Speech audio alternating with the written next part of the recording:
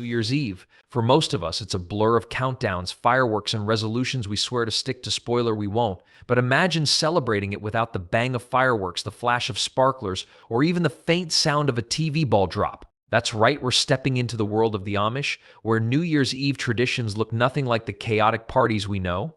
Instead of a midnight light show, the Amish welcome the new year with age-old customs rooted in simplicity, community, and a dash of mystery. Ever wondered what happens in a world where Wi-Fi signals don't reach and no one's trying to get the perfect Instagram shot of their New Year's feast? Stick around, because we're about to uncover a celebration where the loudest thing you'll hear is laughter and the most high-tech gadget is, well, you'll see. From home-cooked feasts to heartfelt gatherings, and maybe even a horse-drawn buggy ride or two, the Amish redefine the phrase quiet celebration. It's not just about stepping back in time, it's about learning how meaningful traditions can light up the night without a single firework. So buckle up, or should I say hitch your buggy, and let's see how the Amish start their year off with a bang, figuratively, of course. Setting the stage, the calm before the party.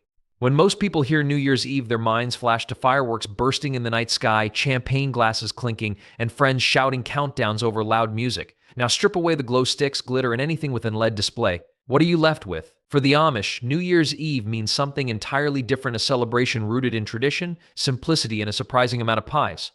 Let's start with the obvious fireworks. They're loud, flashy, and for the Amish, unnecessary. Why bother scaring livestock and waking up half the county when you could usher in the new year with good company and an even better casserole? The Amish don't need an exploding sky to make things memorable. Instead, their focus is on connection with family, neighbors, and yes, maybe even the occasional competitive pie baking showdown. And don't let the lack of pyrotechnics fool you into thinking it's a dull affair. This is not about deprivation, it's about celebration, Amish style. Imagine the cozy warmth of a farmhouse kitchen, the buzz of conversation, and the rhythmic clatter of spoons and mixing bowls. The gathering begins. The Amish New Year's Eve starts long before the actual evening. Preparation is key both for the hosts and the guests. Early in the day, families pack into their horse-drawn buggies, bundled up against the biting winter air. Think of it as a snow-dusted road trip minus the GPS and drive-through coffee stops.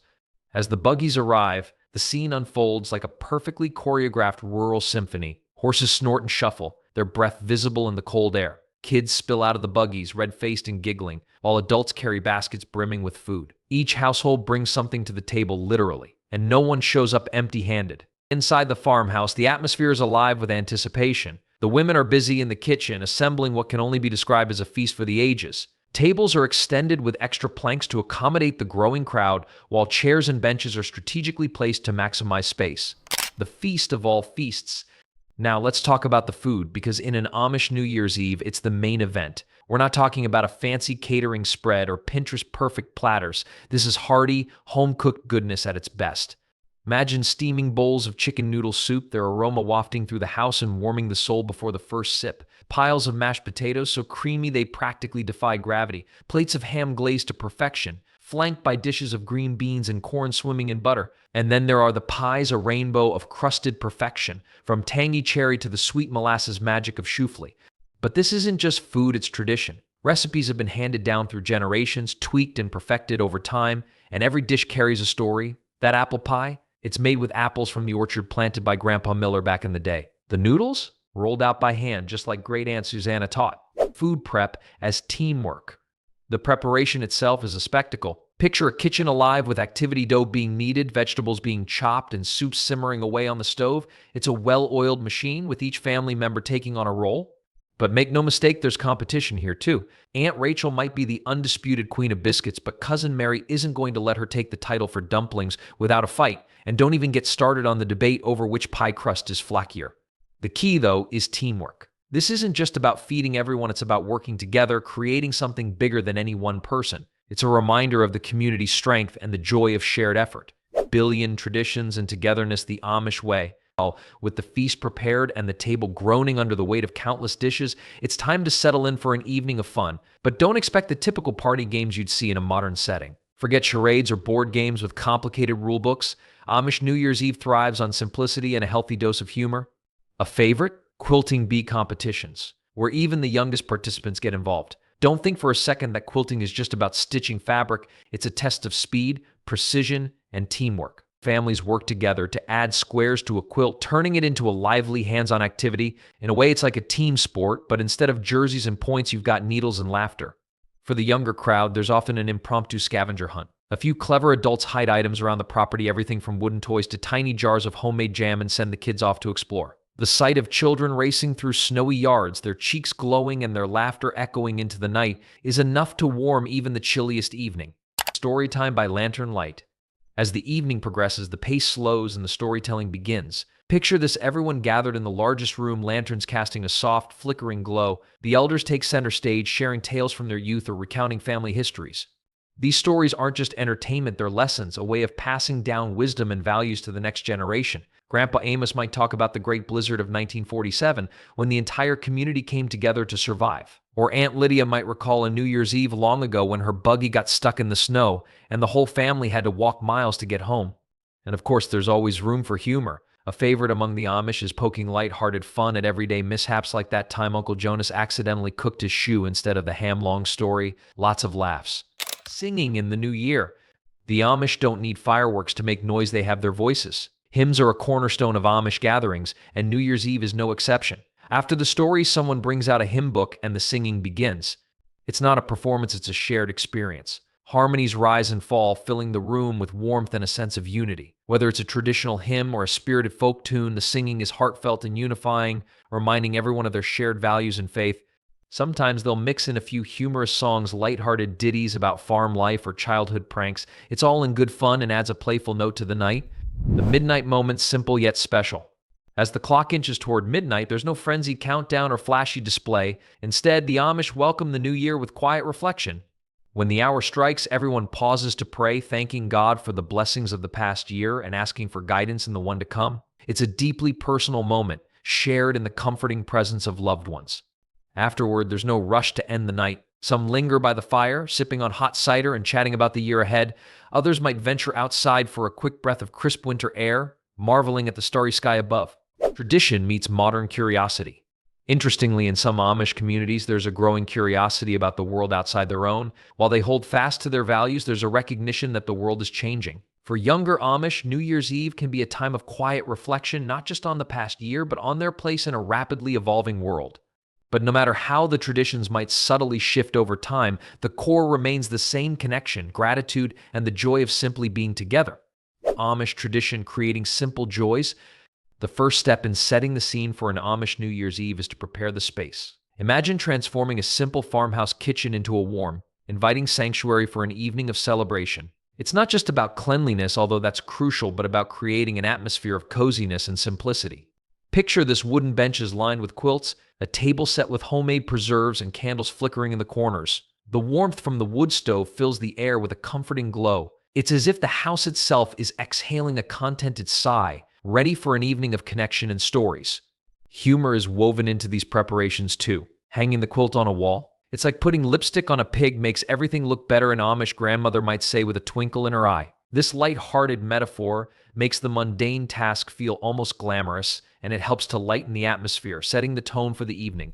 Step 2, the meat of the meal from farm to table. Food is another essential part of the Amish celebration. It's not just about sustenance, it's a labor of love and tradition. The Amish meal, simple yet hearty, forms the backbone of their New Year's Eve festivities. The preparation starts days in advance with the slaughter of a pig, a chore that is met with an almost sacred reverence.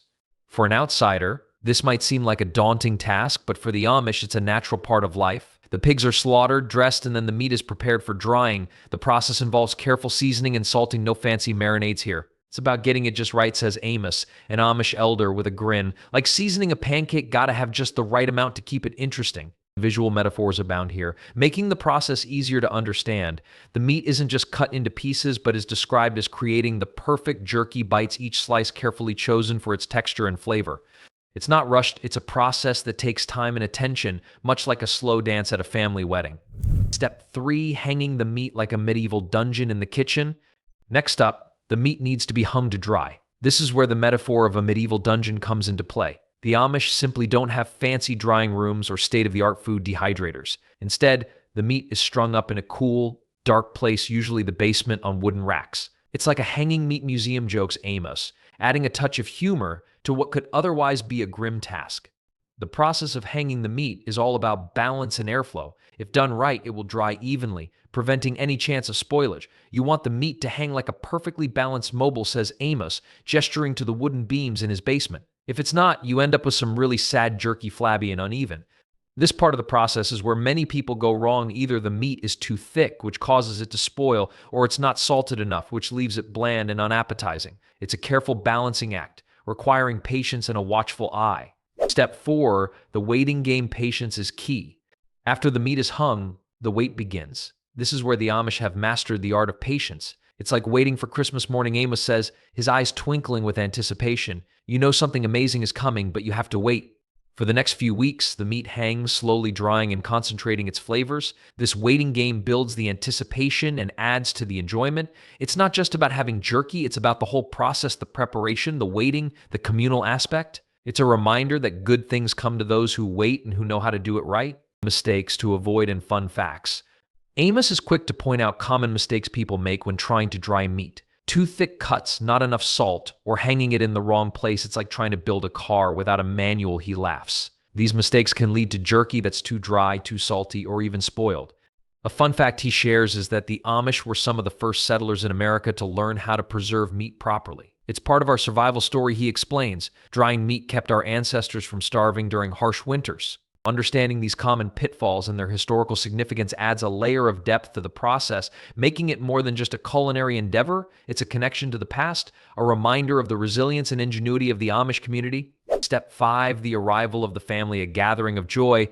When the evening finally arrives, the atmosphere shifts from preparation to celebration. The family gathers, bringing with them a sense of unity and warmth. It's like a homely reunion, says Ruth, Amos's wife, as she prepares to serve dinner. Everyone's here for the same reason, to share the joy of being together.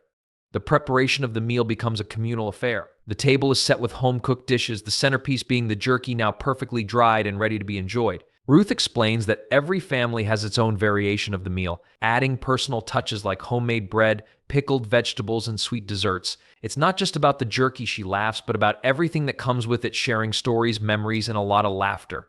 This communal aspect is central to Amish culture, emphasizing togetherness over material possessions. The simple, unpretentious nature of their celebration is what makes it so meaningful. We might not have fireworks, Amos says, but we have our own kind of sparkle in the form of our traditions. This contrasts with the more common New Year's Eve celebrations where flashy fireworks and extravagant parties are the norm. The Amish celebration is a gentle reminder of the beauty in simplicity.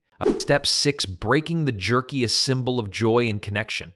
One of the highlights of the evening is breaking open the jerky. Amos explains that this isn't just about eating, it's a symbol of sharing and bonding. Breaking the jerky is like breaking bread, he says. It's a sign of togetherness, a sharing of sustenance and good fortune. The act of breaking the jerky becomes a mini ceremony. The pieces are passed around, with each family member getting a piece. It's a moment of anticipation, where everyone looks forward to the satisfying snap of the meat. It's like popping a firecracker, jokes Amos, only quieter and more flavorful. Here, the jerky takes on a deeper meaning, representing the simple joys of life. It's not just a food item, but a link to the past, a way to remember where you come from and to celebrate it. The act of sharing the jerky becomes a metaphor for sharing life's simple pleasures. It's about being content with what you have, Amos says, and finding joy in the simple things. Step 7, games and storytelling, the heartbeat of the evening. After the meal, the evening transitions into games and storytelling. The simple games like card games or Amish-made puzzles are played around the fire. It's not about winning, Ruth explains, but about being together and enjoying each other's company. Storytelling is a big part of the Amish tradition. We tell stories from the Old Testament or funny family tales, Amos says, his eyes twinkling. It's a way to pass on wisdom and keep our history alive. These stories are a vital part of the celebration, providing a connection to past generations and reinforcing family bonds.